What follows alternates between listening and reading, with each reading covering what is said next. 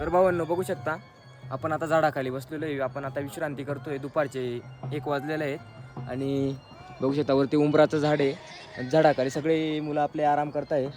बघू शकता खूप दमलेलो आहे आम्ही, म्हणून आम्ही आता थोडी विश्रांती करून घेतो.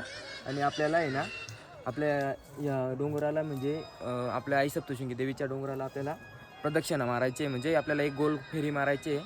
आणि नंतर मग आपण संध्याकाळी आपण टाक्यावर जाऊ, आंघोळ वगैरे करू आणि रात्री 12 वाजता आपण दर्शनाला जाणार आहेत. तर मित्रांनो आम्ही तर यात्रेला आलो आहे, तुम्ही पण या, मजा येते एक नंबर आणि टेन्शन नाही. बघू शकता आपले रोशन माले बी इथं झोपलेले आहेत. आपली गँग बघू शकता मित्रांनो, सगळे आराम करते आपली गँग.